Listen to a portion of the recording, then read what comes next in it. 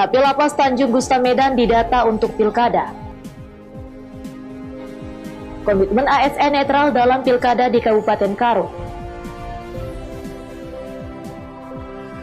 Tingkatkan ekonomi pertanian di masa pandemi COVID-19. Selamat malam pemirsa, selain cuplikan berita tadi, kami juga akan menyajikan informasi menarik lainnya. Bersama saya Budi Arti, pemirsa, inilah Sumut hari ini malam selengkapnya.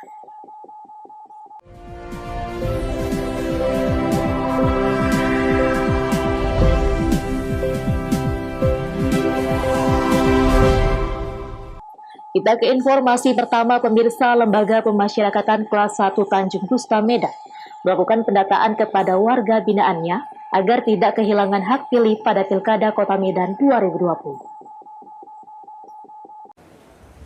Jelang pemilihan Wali Kota Medan pada tanggal 9 Desember mendatang, Lembaga Pemasyarakatan Kelas 1 Tanjung Gusta Medan telah melakukan pendataan kepada warga binaannya. Hal ini dilakukan agar seluruh narapidana yang memiliki KTP berdomisili di Kota Medan tidak kehilangan hak pilihnya. Sebanyak 700 narapidana yang sudah dilakukan pendataan, hanya 400 narapidana yang berhasil memenuhi persyaratan Komisi Pemilihan Umum Kota Medan. Kepala Bidang Pembinaan Lapas Kelas 1 Tanjung Gusta Medan, Tiwa Sembiring mengatakan, pendataan ini dilakukan bersama dengan Badan Pengawas Pemilu dan Dinas Penduduk dan Catatan Sipil Kota Medan. Pihak lapas juga nantinya akan menyediakan 2 tempat pemungutan suara dengan menerapkan protokol kesehatan untuk menghindari kerumunan saat menggunakan hak pilih dari ratusan narapidana. Persiapan sampai saat ini di bulan awal September ya, kita sudah ada kerjasama atau kita sudah menghubungin Bawaslu ya, bahwa kita di warga binaan kita yang beralamat di Medan, kemarin kita ajukan lebih kurang 700 orang, namun sampai saat ini yang sudah memenuhi syarat dan sudah didata oleh Dinas Kependudukan ada sekitar 400 orang. Dan rencana kedepannya warga binaan yang akan diikutkan untuk memilih, kami akan buat rencana untuk memasang dua tempat itu apa? Dua TPS. Untuk kedepannya. Tiwa sendiri menambahkan untuk pendataan bagi calon pemilih daerah lain, ia menyatakan masih akan didata kembali dan akan dikoordinasikan dengan Bawaslu daerah dan pihak terkait lainnya. Wahyu Pratama melaporkan untuk Evarina TV. Sementara itu pemirsa, untuk menekan penyebaran COVID-19 dan menindaklanjuti kunjungan Gubernur Sumatera Utara, Edi Rahmayadi ke Pulau Nias pada bulan September 2020 lalu. Maka hingga saat ini, petugas gabungan yang ada di pusat kota Gunung Sitoli dan di beberapa daerah lainnya yang ada di Pulau Nias masih terus melakukan operasi justisi. Pada operasi justisi, setiap warga yang tidak mematuhi protokol kesehatan tidak dapat ditolerir lagi oleh para petugas gabungan. Bagi warga yang tidak mengenakan masker, langsung diberikan sanksi di tempat sebagaimana yang telah ditegaskan oleh Gubernur Sumatera Utara, Edi Rahmayadi sebelumnya. Bagi warga yang masih mengabaikan protokol kesehatan di Pulau Nias, khususnya pengendara yang keluar rumah dan tidak mengenakan masker, diberi pilihan oleh petugas diantaranya sanksi sosial berupa push-up, memungut sampah atau membayar sanksi denda Rp100.000. Warga yang terjaring pada operasi justisi tersebut kebanyakan lebih memilih sanksi sosial seperti push-up dan memungut sampah di sekitaran ruas jalan raya. Dan saat ini di Pulau Nias tidak hanya operasi justisi saja yang masih dijalankan, bahkan swab tes massal juga dilakukan oleh Satgas COVID-19 Kepulauan Nias. Di pintu masuk Pulau Nias seperti bandara dan pelabuhan laut, terus diperketat pemeriksaan oleh petugas dan diwajibkan bagi setiap penumpang tujuan Nias dan sebaliknya untuk menunjukkan keterangan swab test. Pemberlakuan sanksi Pak, pemberlakuan sanksi bagi yang melanggar tadi sudah dilakukan. Tahap pertama teguran, yang kedua secara fisik melakukan kegiatan sosial, yang ketiga denda dia. Tidak menggunakan masker, dendanya Rp100.000. Augo Manuzega melaporkan untuk Evarina TV. Pemirsa, Jalan Si4 Rube 4, Kecamatan Si4 Rube, di Kabupaten Pakpak Barat kondisinya rusak parah. Rusak parahnya jalan kecamatan mengganggu keselamatan jiwa sejumlah warga. Beginilah kondisi jalan Si4 Rube 4 yang ada di Kecamatan Si4 Rube di Kabupaten Pakpak Barat, Sumatera Utara. Kondisinya rusak parah. Selain itu, sepanjang jalan dipenuhi lubang yang mengancam keselamatan pengendara, baik roda 2 maupun roda 4. Panjang kerusakan jalan ini diperkirakan mencapai puluhan kilometer, apalagi di saat musim hujan, jalan licin sehingga sulit dilalui oleh kendaraan. Warga mengeluh dengan kondisi ini sudah puluhan tahun, tak kunjung ada perhatian serius dari pemerintah setempat, sehingga mengakibatkan perekonomian warga sekitar semakin terpuruk. Padahal jalan inilah satu-satunya bagi warga untuk mengangkut hasil bumi untuk dijual. Dalam hal ini, warga setempat meminta perhatian pemerintah agar segera memperbaiki jalan. Dengan begitu, roda perekonomian warga sekitar dapat lebih berkembang. Sebab nawacita Presiden Republik Indonesia membangun dari desa. Udah lama kali sebetulnya diresahkan masyarakat jalan kayak gini. Terus berlobang-lobang banyak, kebanyakan orang jatuh di jalan kita ini. Apakah udah pernah diajukan itu ke pemerintah untuk diperbaiki jalan ini, Pak? Itu diajukan udah hampir setiap tahun kami ajukan sebetulnya ke pemerintah. Tapi belum ada tanggapan pemerintah ku tengok. Apa harapannya ke depannya, Pak? Harapan kami selaku masyarakat supaya jalan kami diperhatikan pemerintah. Supaya hasil bumi kami dari sini bisa diangkut ke kabupaten serta ke provinsi. Jadi harapan kami masyarakat untuk bisalah diapakan jalan kami ini diperbaiki tahun ini. Petro Citra Cibro melaporkan untuk Evarina TV. Sebentar ini masih akan kembali sesaat lagi, tetaplah bersama kami.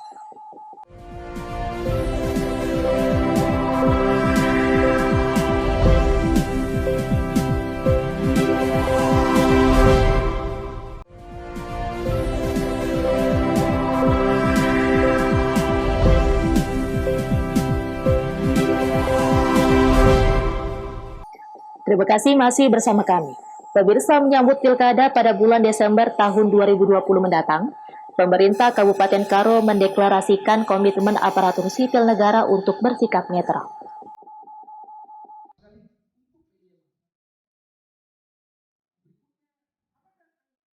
Pemerintah Kabupaten Karo menggelar deklarasi bahwa aparatur sipil negara harus bersikap netral dalam pilkada bulan Desember tahun 2020 mendatang.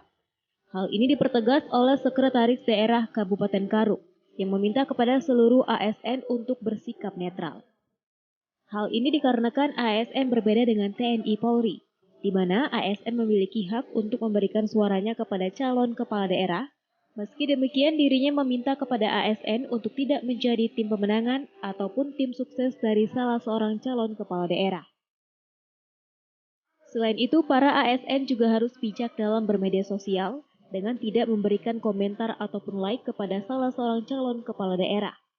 Jika kedepannya ditemukan adanya ASN yang bersikap secara terang-terangan membela salah seorang calon kepala daerah, maka akan diberikan tindakan yang tegas, sesuai dengan bukti-bukti dan fakta yang terjadi yang berkoordinasi dengan pihak-pihak terkait.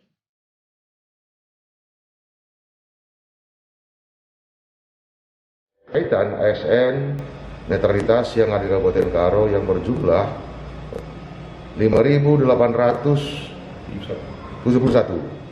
dari ASN, baik dari Dinas Kesehatan, guru maupun yang lain semua. Pemerintah Kabupaten Karo, Pak Bupati telah menginstruksikan ke Sekda sama BKD untuk membuat surat edaran untuk sekaitan netralitas. Surat edaran telah dilakukan 3 kali kepada masing-masing kepala SKPD, camat maupun kepala bagian, dengan harapan agar masing-masing kepala SKPD itu menyampaikan kepada jajaran di unit kerjanya. Dan begitu juga kita telah melakukan beberapa minggu yang lalu video konferensi dengan para camat, lurah maupun kepala desa dan BPBD untuk netral dalam rangka pilkada yang akan diselenggarakan oleh KPU pada 9 Desember yang akan datang. Diharapkan dengan adanya sikap netralitas dari para ASN, diharapkan pilkada Desember tahun 2020 mendatang berjalan dengan aman dan lancar serta kondusif. Chandra Bukit melaporkan untuk Evarina TV.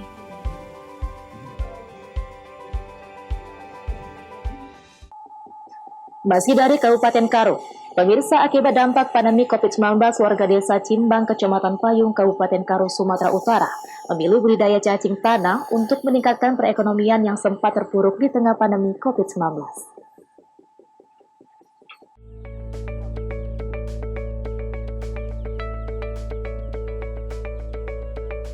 Warga desa Cimbang, Kecamatan Payung, Kabupaten Karo, Sumatera Utara, memilih beralih ke budidaya cacing pasca pandemi COVID-19 yang mengakibatkan tingkat ekonomi warga menurun. Alasan ini dikarenakan harga jual cacing tanah di pasaran sangat tinggi, yang mencapai harga Rp25.000 hingga Rp30.000 per kilogramnya.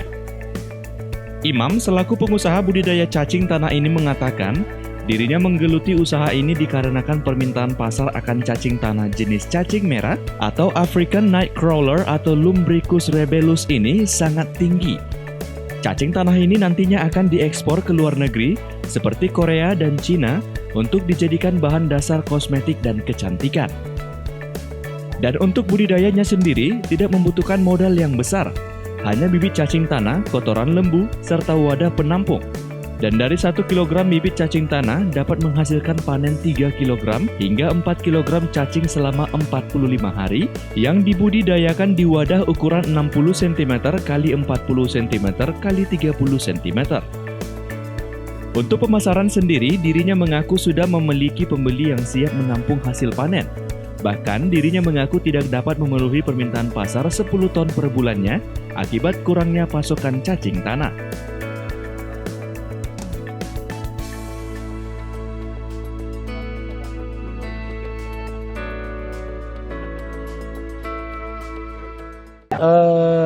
Konsep kami membangun rumah cacing ini adalah sebagai konsep edukasi, termasuk konsep untuk cikal bakal lahirnya agrowisata. Agrowisata yaitu agrowisata cacing, misal kata agrowisata kopi, dan juga di sini sebelum bergerak di dunia cacing, saya bergerak di dunia kopi. Jadi banyak yang mau saya tarik ya wisatawan luar. Contohnya kita memberikan budidaya cacing agar supaya di desa-desa kami yang ada kurang lebihnya 190 kakak ini bisa menerapkan budidaya cacing seperti itu. Untuk mengembangkan gairah masyarakat akan potensi budidaya cacing tanah ini, dirinya mengundang masyarakat dan pebisnis lainnya untuk melihat secara langsung bagaimana budidaya cacing tanah tersebut. Menurut salah seorang masyarakat, bisnis cacing tanah ini sangat menarik dan menjanjikan. Apalagi di masa pandemi COVID-19, di mana tingkat ekonomi masyarakat terpuruk. Lanjut Kepala Kantor Pos Kabanjahe ini, dirinya akan mendiskusikan kerjasama dengan pengelola dalam hal pengiriman barang dan bidang lainnya untuk menunjang bisnis ini lebih maju dan berkembang. Kalau hari ini saya sudah mendapatkan banyak pengetahuan atas budidaya ternak cacing yang ada di Desa Cimbang ini, ya. Saya bersyukur bahwa ini saya melihat satu potensi yang besar, ya. Usaha ini benar-benar bisa menjadi solusi di masa Covid ini. Ya, saya melihat karena proses pengerjaannya pun tidak terlalu sulit. Dan juga memang saya melihat ya tidak terlalu juga membutuhkan investasi yang besar. Jadi kalau memang ini suatu peluang, kenapa tidak? Ya, jadi saya sangat merespon sekali dengan budidaya cacing ini. Ya, semoga nanti yang seperti yang sudah saya lihat di Cimbang ini bisa juga terjadi ada di Kabupaten Dairi Sidikalang. Ya. Yang juga semoga nanti bisa terlaksana untuk budidaya cacing ini. Khususnya yang kami rindukan juga boleh ada di Parongil. Budidaya cacing tanah ini nantinya akan bekerja sama dengan pemerintah desa untuk mengembangkan usaha tani ini menjadi BUMDes yang hasilnya untuk kesejahteraan masyarakat desa dan diharapkan mampu menambah penghasilan masyarakat dalam menghadapi pandemi COVID-19 khususnya di Kabupaten Karo. Chandra Bukit melaporkan untuk Evarina TV.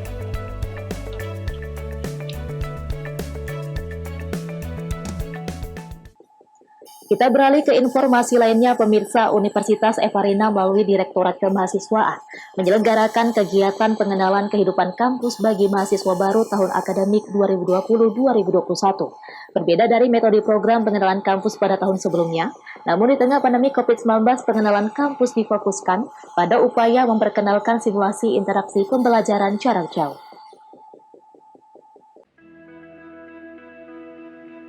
Universitas Evarina atau UNEVA melalui Direktorat Kemahasiswaan menyelenggarakan kegiatan pengenalan kehidupan kampus bagi mahasiswa baru atau PKKMB tahun akademik 2020 hingga 2021. Kegiatan ini dilakukan selama 2 hari pada tanggal 9 sampai 10 Oktober di Auditorium T. Johan Garingging Universitas Evarina, Jalan J. Wismar Saragi, Pematang Siantar, Sumatera Utara. PKKMD UNEVA di hari pertama diikuti sebanyak 200 peserta. Dari total sebanyak 400 mahasiswa-mahasiswi baru, jenjang D3 dan S1, dari program reguler dan ekstensi yang terbagi di 4 fakultas, yaitu Kesehatan, Teknik, Ekonomi, Keguruan, dan Ilmu Pendidikan. Kegiatan ini ditandai dengan memakaikan alma mater Universitas Evarina secara simbolis oleh pelaksana tugas Rektor UNEVA Sondang Sidabutar kepada perwakilan mahasiswa dan mahasiswi. Berbeda dari metode program pengenalan kampus pada tahun sebelumnya yang menekankan kepada interaksi sosial langsung dengan lingkungan kampus dan sivitasnya. Namun di tengah pandemi COVID-19, pengenalan kampus difokuskan pada upaya memperkenalkan simulasi interaksi pembelajaran jarak jauh. Dengan demikian, para mahasiswa baru dapat mempersiapkan diri secara matang untuk menjalani kehidupan akademik secara daring. Dalam kesempatan ini, pendiri Yayasan Universitas Evarina J.R. Saragi dan Kepala Lembaga Layanan Pendidikan Tinggi Wilayah 1 Sumut, Profesor Dian Armanto, turut menyampaikan motivasinya melalui virtual kepada mahasiswa baru dengan harapan mereka dapat menjadi mahasiswa yang berkualitas dan berguna bagi bangsa dan negara.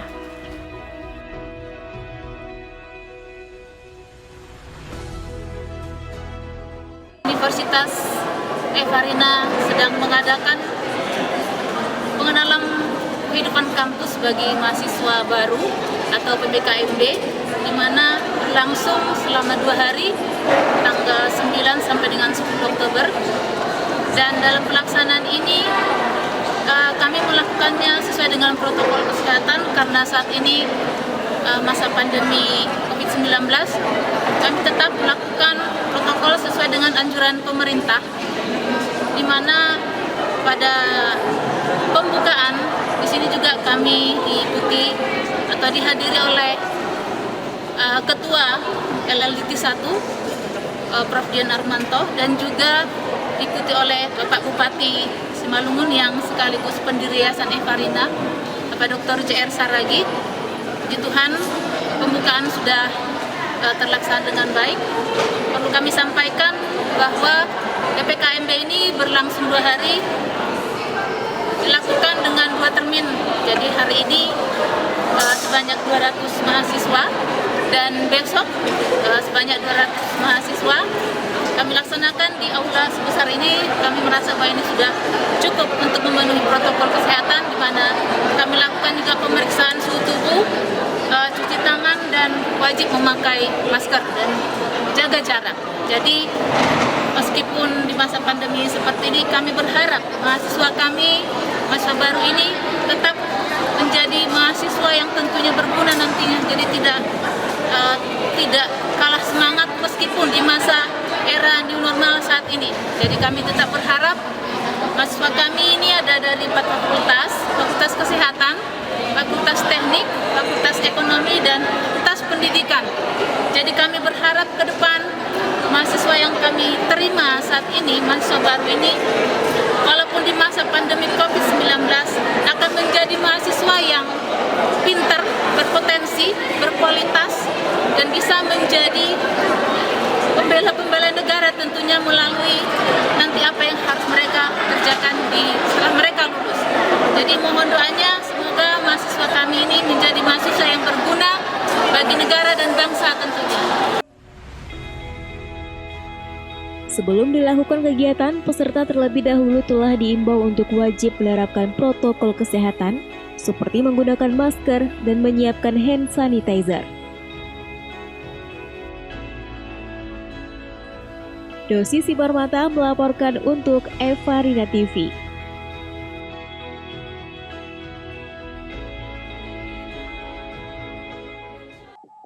Sumut hari ini masih akan kembali sesaat lagi, tetaplah bersama kami.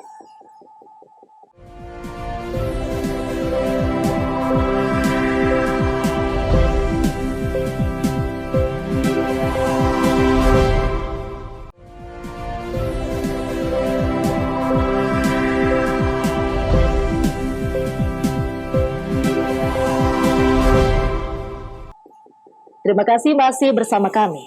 Pemirsa, pemerintah Kabupaten Dairi melaksanakan instruksi pemerintah pusat, yaitu program pemulihan ekonomi nasional. Salah satu program pemulihan ekonomi nasional yaitu di bidang pertanian. Dalam mewujudkan program pemerintah pusat yaitu pemulihan ekonomi nasional, pemerintah Kabupaten Dairi, Sumatera Utara melakukan program peningkatan ekonomi di sektor pertanian khususnya untuk ketahanan pangan di masa pandemi COVID-19. Seperti yang tengah dilaksanakan di Desa Kalang Simbara, Kecamatan Sidikalang, Kabupaten Dairi, Sumatera Utara. Bupati Dairi bersama Forkopimda melakukan penanaman jagung di lahan pertanian warga yang nantinya akan disosialisasikan ke seluruh desa yang ada di Kabupaten Dairi. Hal tersebut dilakukan di tengah pandemi COVID-19 yang hingga saat ini masih belum berakhir, dengan tujuan agar perekonomian masyarakat, khususnya di desa, dapat meningkat dan bertahan. Bupati Dairi berharap program pemulihan ekonomi nasional ini nantinya dapat berjalan dengan optimal, mengingat Kabupaten Dairi merupakan salah satu daerah yang mayoritas masyarakatnya bersumber penghasilan dari sektor pertanian. Di mana sesuai dengan arah pemerintah pusat, kita harus kembali mulai membangkitkan ekonomi kita. Jadi kalau petani kita bergairah, terus semangat dia, maka produksinya meningkat, ekonomi berputar. Sekaligus ketahanan pangan, karena yang kita tanam ini jagung. Kami bertiga ada di situ, itu memberi dorongan kepada masyarakat. Kelihatan tokoh-tokoh masyarakat, kepala desa, fasilitasi Pak Camat sama Pak Kadis, itu bergerak. Lahan itu adalah lahan masyarakat. Ya, nanti sumber dayanya sumber daya masyarakat, mereka yang bekerja dan lain-lain. Jadi kami tetap ada di situ memastikan semua berjalan. Dalam hal ini tentunya masyarakat merasa senang dengan adanya program pemerintah pusat untuk pemulihan ekonomi nasional khususnya di sektor pertanian. Dengan harapan untuk mewujudkan hal tersebut, pemerintah dapat memberikan bantuan kepada masyarakat nantinya. Pentanio Sembiring melaporkan untuk Eva Rina TV. Pemirsa, pandemi COVID-19 telah membawa banyak perubahan dalam kehidupan, tak terkecuali dalam industri pariwisata, di mana sekarang masyarakat lebih memilih berwisata yang berkaitan dengan aktivitas alam. Selain sehat, juga tidak menimbulkan banyak kerumunan sebagai antisipasi terpaparnya virus corona.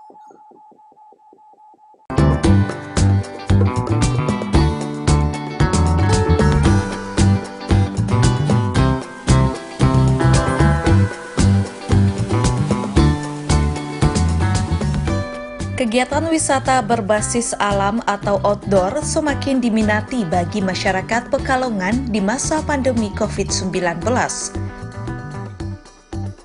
Seperti yang terlihat di wisata alam Black Canyon di Desa Kayu Puring, Kecamatan Petung Kriono, Kabupaten Pekalongan, Jawa Tengah. Di sini pengunjung bisa berpuas diri berenang di kolam yang cukup luas dengan dikelilingi oleh tebing batu berwarna hitam. Salah seorang pengunjung, Bonita, mengatakan dirinya tertarik dengan wisata alam karena memiliki risiko penularan COVID-19 lebih rendah. Dirinya memilih berwisata di alam dengan area yang luas sehingga dapat menghilangkan penat dengan tetap menghindari kerumunan. Bagus sih tempatnya, airnya juga dingin banget, jadi enak. Kalau misalnya jalan-jalan sampai sini ada kerjaan, sampai sini sekalian wisata di sini kan sekalian. Untuk protokol kesehatan sendiri gimana Mbak di sini Mbak? Tetap harus diterapin sih. Tadi juga di depan juga dites dulu kan suhunya, terus kita juga harus wajib pakai masker. Meskipun risiko penularan virus corona di tempat wisata alam cukup rendah, namun pengelola wisata tetap memperhatikan protokol pencegahan COVID-19. Sekretaris Kelompok Sadar Wisata Bok Darwis, Putra Wiguna Black Canyon pada Minggu 11 Oktober mengatakan, pengelola tetap membatasi jumlah wisatawan yang datang. Hal ini untuk menghindari membludaknya pengunjung sebagai antisipasi penularan COVID-19. Peningkatan jumlah wisatawan karena mungkin adanya pandemi dan ini sudah new normal, ya semakin melonjak. Tapi ya dengan tetap protokol itu kan kami batasi dengan jaga jarak seperti itu. Per hari bisa mencapai berapa sekarang pengunjung? Untuk rata-rata per hari itu kisarannya paling 200-an gitu. Untuk sesuai cakup wilayah yang salah satunya di wisata Black Canyon.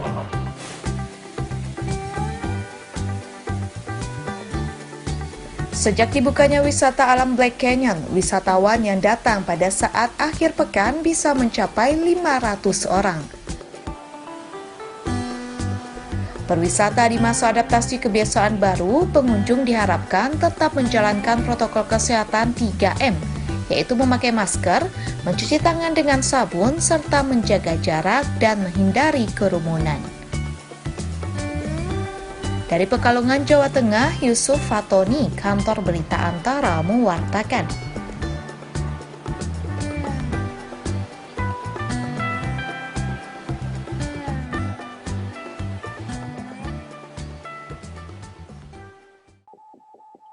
Pemirsa, demikianlah rangkaian informasi dalam Sumut hari ini malam.